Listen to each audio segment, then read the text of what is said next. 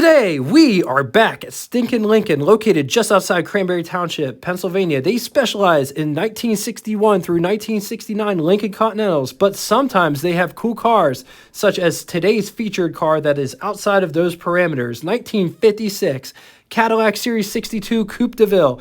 But before getting into all of that, I'm Jay. Welcome to What It's Like. This channel, we feature the classics, vintage, some exotics, lots of orphan cars, and cars that are off the beaten path. We dive in deep, give specs, period correct ads, and show perceptions, as well as perspectives that other car channels simply don't show. If that sounds of interest to you, subscribe and hit the bell icon next to it to never miss a video. If you dig this channel and you like this episode, please give us a like so more people can see this video in the future. Also, there is Name That Tune at the end of each episode, so be sure to figure out the tune and put it in the comment section below. The first person to give me the correct name of the band as well as song title correctly will have their comment pinned to the top of the comment section.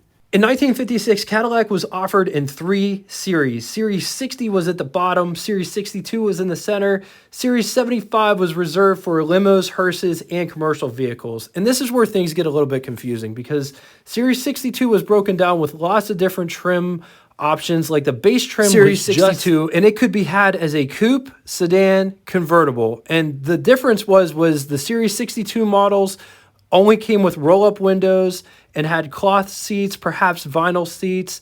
The Coupe de Ville, Sedan de Ville was sort of like in the middle. Eldorado was at the top of the 62 series, which was offered as a convertible Biarritz, as a hardtop Coupe Seville. Fun fact, 1956, Cadillac saw the first standard production 4-door hardtop. Coupe de Ville first appeared under the Series 62 as a special trim package in 1949, and it wouldn't be until 1959 before the Ville becomes its own standalone model. Cadillac would go on to produce the Series 62 from 1940 to 1964 with 7 generations. 1956 falls in the 4th generation, which had a production run from 1954 to 1956, designed by Duke, Harley Earl, and built on the GMC C-body platform, along with the Buick Roadmaster, Buick Super, Olds 98, are the other cars that use the same platform. Coupe de Ville was marketed against the Lincoln Premier, Imperial Crown Coupe, and the Packard Patrician. Let's talk specs, starting with production numbers. Total 1956 Cadillac production numbers was 140,777 units, of which total Series 62 production was 134,502 units, and of that number, Coupe de Ville production was 25,086 units. 214.9 inches long, 80.1 inches wide, 64.1 inches tall. It rides a wheelbase of 129 inches. It weighs 4,443 pounds. Price is $4,568, which is equivalent to you spending $49,846.28 in the year 2022. Hagerty has this car in number 3 condition. Now, it's important to note to take these price figures with a grain of salt because a lot of times with classics, they are worth what somebody's willing to pay. And this is just a baseline. In condition 3, what is a condition 3 car? The car runs and drives good, cosmetic flaws, but the average person wouldn't be able to see the flaws. Hagerty has condition 3 at $38,500. According to them, the highest price ever paid for one was $220,000. Doesn't say when or where that price was paid. Lowest price was $11,550, and the most recent was $25,000. Only one engine on offer, 365 cubic inch displacement V8, 6 liters, makes 285 horsepower at 4,600 RPM, 400 foot-pounds of torque at 2,800 RPM, with a bore of 4 inches and a stroke of 3.6 inches. Compression is 9.75 to 1, 5 main bearings wrapped in cast iron, 1 transmission on offer, 4-speed, hydromatic, automatic. So let's just talk about this front end design for a minute. Just check out all of the chrome. Lots and lots of chrome on this car. Check out the torpedoes. At least that's what I was told that they were called. Here's my hand for reference. They're huge. Over here, this is all textured behind the headlight, cave or hood or whatever you want to call it. Stepping back, I want to show you this chrome bit here. it comes all the way around. It's still going. Comes back here just past the driver's side door, and then it comes up and it stops right there. There's all kinds of chrome on this car on the outside, but just check out all this. Like, look at all this weather stuff. Like, this is where air gets sucked into and can be distributed through the ventilation system. All of the chrome around the windshield.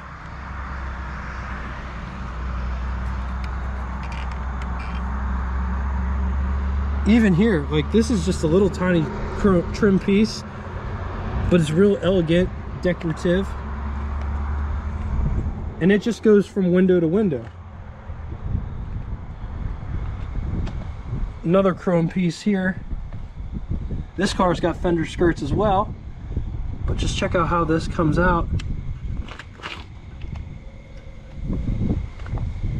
This car is ported through the bumpers. That must have been a styling fad.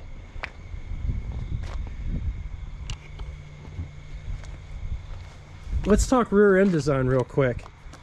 So the Cadillac has these fins that kind of bump upwards. This tail end design doesn't do anything, but the one over here, this one, if you push this button, this pops up, and that is where the gas goes. It's very interesting, super cool. Have your friend drive this car to the gas. Say hey Frank, hey Ed, or hey whoever, go and take this to the gas station and go get me some gas. Let's see if they can figure it out.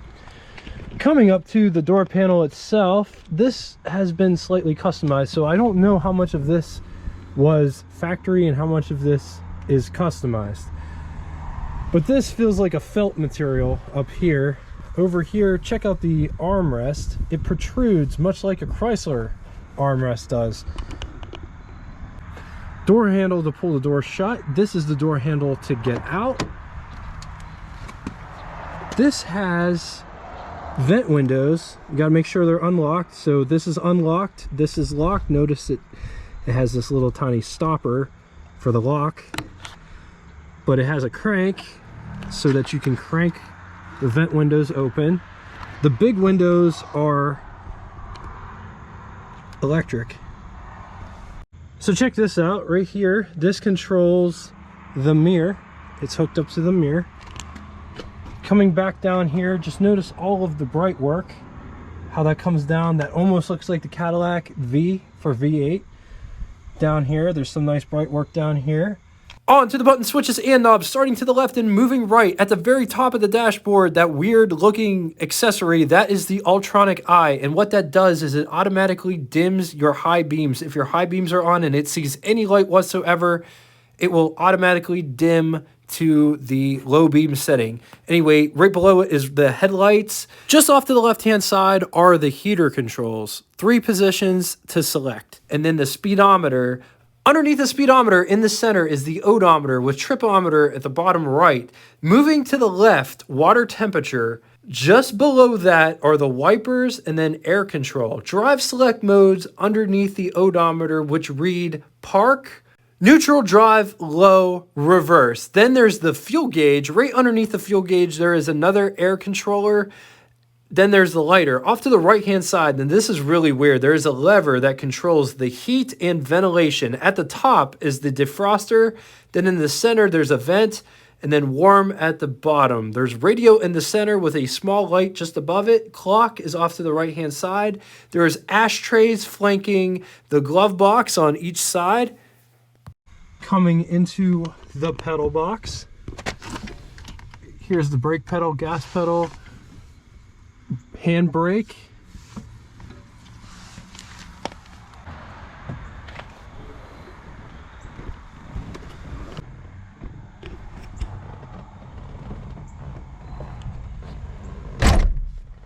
That's what the door sounds like when you shut it. Here's what over the hood impression looks like. Here's what first person looks like. There is tons of space underneath the steering wheel. Up here, there are Sun visors. No courtesy mirrors. Over here, same thing. No courtesy mirrors, but nice sun visors nonetheless. This one has a daytime, nighttime mirror. Just by flipping the switch. That has to be super rare. This is 1956.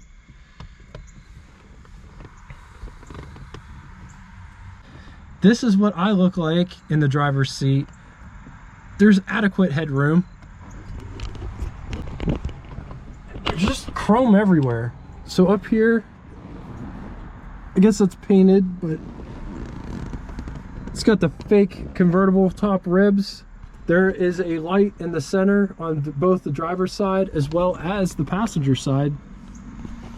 On to the glove box test. Here is our test subject. Here is my hand for reference. Here is the glove box in question. And it looks like this one has an aftermarket stereo put in it, so we can't do the glove box test. I'm sure it would fit in there though, because I've done other cars like the 57, 56 Chevy. It will fit in there because the glove box is roughly the same size. Getting in the rear seat. Push the seat forward there.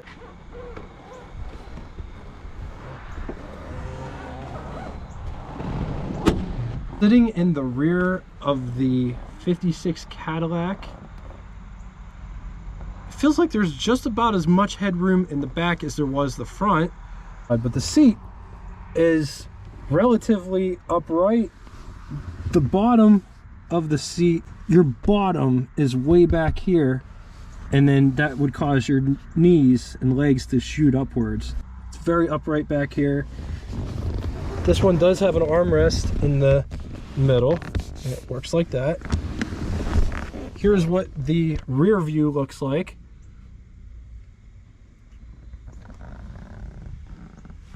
Nice wide shelf. This is how the windows operate. So that's how the rear windows go up, and that's how they go down. Ashtray is located right there, and that is what the cigarette lighter looks like whenever it's working. It's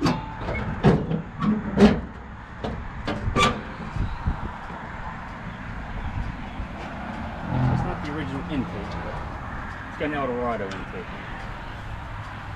Now we see a lot of chrome. Man, that engine's gorgeous. I love the Yeah, I love the intakes. Yeah. But it's the original 365. It's been rebuilt, and when they rebuilt it, they did the extra work to it. Looks like it's an updated alternator. Yeah, alternator, 2 batteries for there. Suspension, 2 batteries. Batteries down inside there. The heaters have been removed. The heater cores, those 2 diamond plates, that's where the heaters would have been. They took them all out. It's got air horns. Yep. Brake master cylinder booster right there. It's mounted there instead of on the firewall. So that's pretty interesting.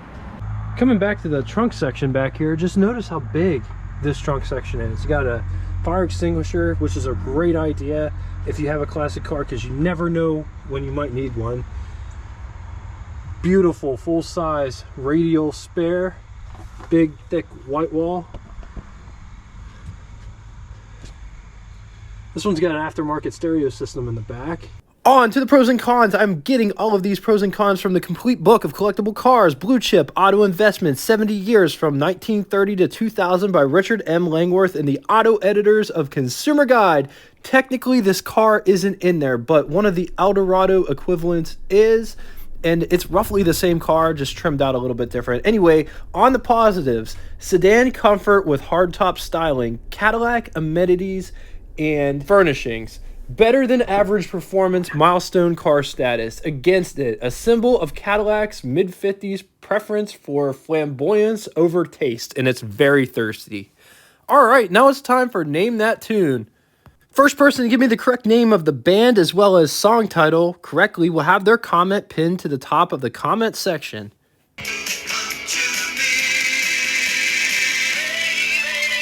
Another great song that will be stuck in your head all day. Anyway, thank you all so much for coming out and watching this. I really appreciate all of the support. If you'd like to get in touch with me, leave a comment in the comment section below or Check out our Facebook group. The link will be in the description. Anyway, until next time, toodaloo!